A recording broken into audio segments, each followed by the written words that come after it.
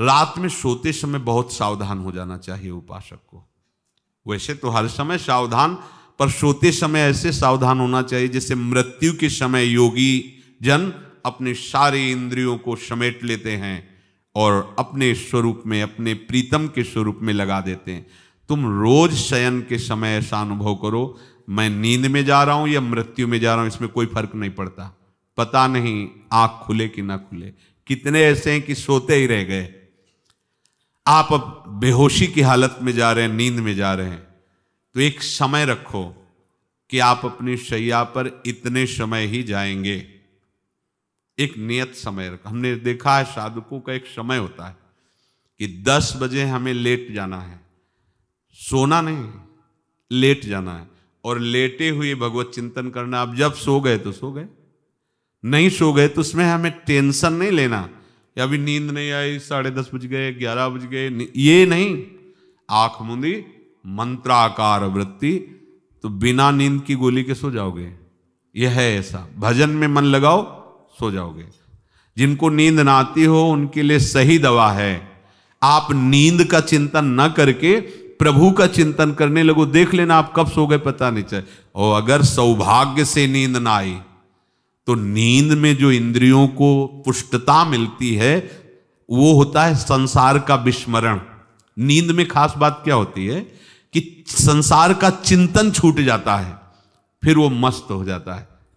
उसमें जो ऊर्जा शक्ति वो जागृत होती। संसार के चिंतन से ऊर्जा शक्ति नष्ट होती, तो 4 घंटे 5 घंटे संसार के चिंतन से रहित पड़ा रहा सुषुप्ति में, तो उसे ऊर्जा शक्ति फिर आ गई। और अगर 4-5 घंटे आप प्रभु के चिंतन में रहे तो संसार का चिंतन छूटा, आनंद सिंधु का चिंतन हुआ, तो ये नहीं होगा कि आज रात्रि सोया नहीं तो बहुत टेंशन है, परेशानी, ऐसा नहीं होगा। भीष्म जी आज्ञा करते हैं रात्रौ च कृष्णम। ये बहुत सावधानी की बात, प्रायः इस सावधानी में नहीं रहा जाता।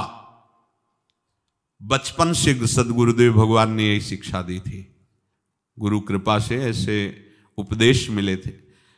सोते समय कोई वार्ता नहीं, कोई अन्य चिंतन नहीं, चुपचाप अपने मन को हटाकर केवल इष्टमय करो। कब नींद आ जाती है इसकी चिंता मत करो, इष्टाकार वृत्ति करके ही सोना चाहिए। तो आगे जो लिखा है पुनरुत्थिताय, जब उठो तब वैसी वृत्ति, तो कुछ दिन बाद स्वाभाविक हो जाएगी, स्वाभाविक हो। अपने तो इतना तक देखा है कि जैसे आधा पद में होश रहा और निद्रा आ गई, तो जब चेतना आई तो उसी पंक्ति से, जहां से होश गायब हुआ था, उसी पंक्ति से जागरण प्रारंभ हुआ। ऐसा ही जब ऑपरेशन के समय बेहोश किया गया था तो उनसे कहा था हमें बता देना कुछ मिनट पे, तो उनका हाँ लगाने वाले इंजेक्शन और कुछ ही सेकंड में इसका असर हो, बस। तो जो पद चलाया था, जब होश आया था तो वही पद चल रहा था, मतलब बेहोशी में वो पद अपना अधिकार किए हुए था। ऐसे नींद भी तुम्हारी भजन हो जाएगी, समाधि हो जाएगी, यदि आप सोते समय प्रभु का चिंतन करेंगे। बहुत ही सावधानी की बात है। यदि इस जन्म में परम लाभ लेना चाहते हो तो इस श्लोक को अपना जीवन बनाओ। कृष्णव्रताः, हमारा जीवन का एक ही व्रत है कि हम अपने प्रीतम का भजन नहीं छोड़ेंगे, अखंड भजन। हमें ये नहीं देखना कि उपांशु मानसी को इसमें कितने गुना, हमें गुना बना नहीं देखना। हमें अपने प्रभु को बोलना नहीं। भजन में मन नहीं लग रहा, पद गा रहे हैं, जोर जोर से चिल्ला रहे हैं, नाम कीर्तन, हमें अपने प्रभु से जुड़े रहना है। कृष्णव्रताः कृष्ण मनुस्मरन्तो, हमारा निरंतर स्मरण चले, बस ये प्रयास रखना है। जब निरंतर स्मरण की बात कह दी तो फिर आगे कुछ कहना नहीं चाहिए, पर खास बात इसीलिए कहा जाता है कि आप समझ जाओ। रात्रौ च, जब कोई भी ब्रह्मचारी, कोई भी उपासक, कोई भी बैरागी त्यागी महात्मा सोते समय असावधान हो गया तो उसकी रात्रि बहुत गलत जाएगी। खास जब आप सैया पे शयन करते उस समय असावधानी हुई तो विकार छा जाएगा, ध्यान रखना। आपका चिंतन गलत हो जाएगा, आपकी चेष्टा गलत हो जाएगी, जागृत में ना सही तो स्वप्न में। आप सावधान उस समय जरूर रहिए। और उतना ही विश्राम कीजिए जितना आवश्यक हो। व्यर्थ में करवटें मत बदलिए, ये उपासक का स्वरूप नहीं होता। रोगी है तो बात अलग है, बड़े असाध्य रोगों से, नहीं तो ऐसी दिनचर्या नहीं होनी चाहिए।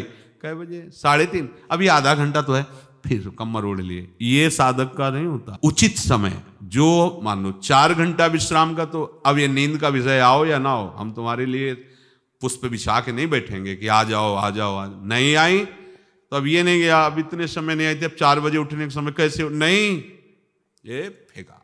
उसमें विचार नहीं किए, पहले फेंको और सैया से नीचे उतरो, भूमि को प्रणाम करो, आगे बात नहीं। वो फिर आपको ऐसा होता है 10 मिनट में तो कोई बात नहीं, 10 वो पार कर देगा, घंटा दो। रात्रौ च कृष्णम पुनरुत्थिताय, ये नियम लीजिए। सोते समय आप बिल्कुल मृत्यु दशा की स्थिति लाइए, जैसे मरने वाला नहीं होता, सब जगह से मन हटाकर। और सच्ची है, पता नहीं आंख खुले कि ना खुले, ये बड़ा धोखे का जीवन है। ये ऐसे हजारों लोग सोए और सोते ही रह गए। हमको धोखे में नहीं रहना। सुबह जग जाएंगे तो फिर भजन करेंगे, लेकिन हम बिल्कुल तैयारी में। तो जब ये था कि किडनी कभी भी फेल हो सकती, तो हमें ज्ञान तो था नहीं ऐसा उस समय, तो हम रात्रि में जब शयन का सो, तो कपड़े कौन थे, कोई पैंट शर्ट थोड़ी सा सब हटा, चला ऐसे रज लगाई, राधा वल्लभ जी को ऐसे बांधा, चरणामृत लिया, पूरी तैयारी में, क्योंकि पास कोई था नहीं।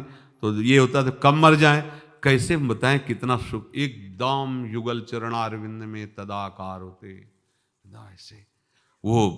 इसीलिए कहते हैं कि प्रतिकूलता और अव्यवस्था और दुख, ये भगवत प्राप्ति का प्रधान साधन है। अव्यवस्था, प्रतिकूलता और दुख, ये अभ्यास उसी से।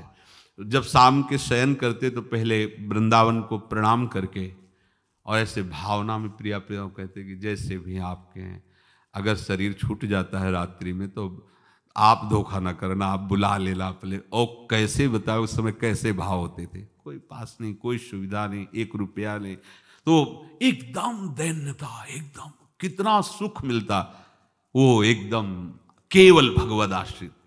तो रात्रौ च कृष्णम पुनरुत्थिताय, ये बहुत पकड़ने वाली बात है।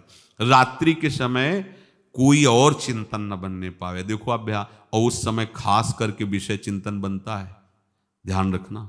दिन भर लड़ते रहोगे इंद्रियों से, और जब आप शयन के समय जाओगे तब वो अवसर ढूंढेंगी और आपको विषयों में फंसाने की चेष्टा करेंगी। कोई क्रिया या पूर्व में कोई क्रिया या कोई दृश्य या कोई बात, अगर कहीं मोबाइल से मित्रता है और बगल में रखा है तो भूल जाओ, रात्रौ च कृष्णम पुनरुत्थिताच। जब तक नींद नहीं आती तब तक फिर वो ऐसी सामग्री डाल देगा कि वो बर्बाद हो जाओगे। साधक मान लो, हमारी प्रार्थना मान लो, हम मानते हैं कि आज के समय में यंत्र का बहुत बड़ा प्रभाव है। अब यंत्र का प्रभाव देख लीजिए, यही छाती पे मोबाइल होगा, यही धड़कन के साथ वो घंटी बजे और कुछ नहीं। ऐसा भगवान का खेल रचा है। और इसमें सबसे खतरनाक बात है कि आप जो चाहो देख सकते हो, जहां चाहो, जैसे विश्व की पूरी बात, पूरा विश्वात्मा है, ये विश्वात्मा स्वरूप है, सर्च करो देख। अब अगर साधक सावधान नहीं है तो समाज में तो ऐसे कट गया। अब एकांत में जब शयन के समय गया, उस समय मन आपको फंसाने की चेष्टा। प्रार्थना है, अगर आपके पास मोबाइल हो तो एक उसका समय रखो। अगर आपको ऐसा लगता है कि कोई परिस्थिति आ जाए, हम स्विच ऑफ किए हैं, तो एक और मोड कहते हैं, कोई फ्लाइट मोड दो, क्या मोड में लगा दो, सीधे मत रखो, मोड में लगा दूर रख दो। आप अपने चित्त को प्रभु में जोड़िए। रात्रि के समय मोबाइल का प्रयोग मत कीजिए। मान लीजिए रात्रौ च कृष्णम पुनरुत्थिताय, सुबह उठते ही आपको कुछ चिंतन नहीं करना। सबसे पहले उठते ही, यदि आपके अभ्यास में आ गया तो ऐसा ही होगा, नहीं तो आपको पहले सदगुरुदेव भगवान का प्रणाम नमस्कार और कुछ भक्तों का, और फिर नाम जप। भले 5 मिनट ही करो, अपने आराध्य देव का सुमिरन, फिर अपनी दिनचर्या करो।